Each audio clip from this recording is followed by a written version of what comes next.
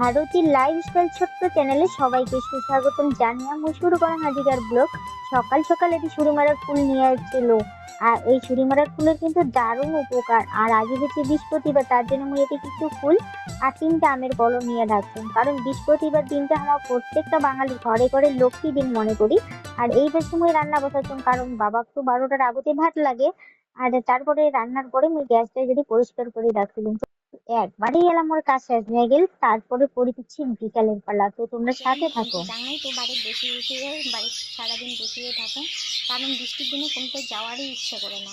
আর গ্রামের বাড়ি এদিকে না রাস্তাগুলো সেই কাদো, তার জন্য আর কি বাড়ি থেকে দিদির মন চায় না। তো বাড়ির বসে বসে থাকো, সারালা সন্ধ্যে হয়েছে, তো দেখা যাওয়া দিচ্ছি যে অন্ধকার অন্ধকার।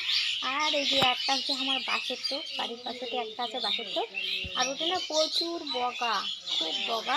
তো বগার বাচ্চাগুলো যখন বৃষ্টি হয় না, যখন বৃষ্টি হয় তো গাছ থেকে অনেক বাচ্চা পড়ে পড়ে মারা যায়। তো কিচিরমিচির আওয়াজ শুনে যাওয়া দিচ্ছে। যত পাখি অত কিন্তু বগাও, বগাও যত পাখিও তত। তো বাসের তো উপকার না করে শেষ করে দেয় পরের দিন।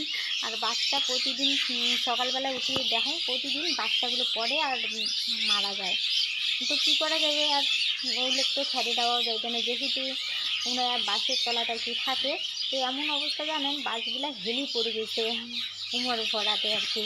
তো এলা হচ্ছে সন্ধ্যা, তুমি কাপড় চোপড়গুলো গোছাই, গুছিয়ে বাকি দেওয়ার লাগবে। তো আকাশের অবস্থাটা কিন্তু একদমই একটা ভালো না।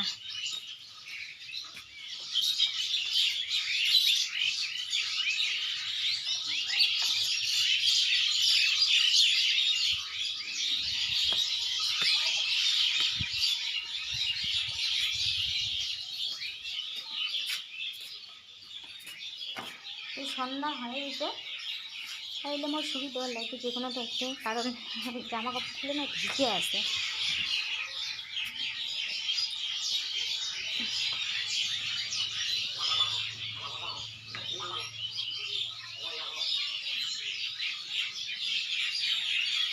কয়দিনে 2-3 দিন হয়ে যায় রোদ উঠে না, আর রোদের জন্য জামা কাপড়গুলো ভালো করে শুকিয়েও পায় না, এইরকম অবস্থা।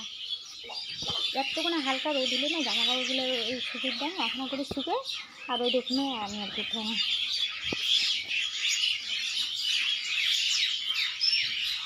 আকাশটা আজকে খুব অন্ধকার অন্ধকার করে দিচ্ছে, হয়তো বোধ হয় রাত্রিবেলায় বৃষ্টি হবে।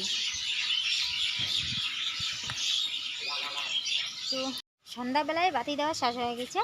আর এই যে আমার আর কি বাড়ির সামনে আর কি দাঁড়িয়েছি, আর এটা সেই সুন্দর, খুব সুন্দর হাওয়া উঠছে গাছের তলায়, এটা বসে বসে আছি।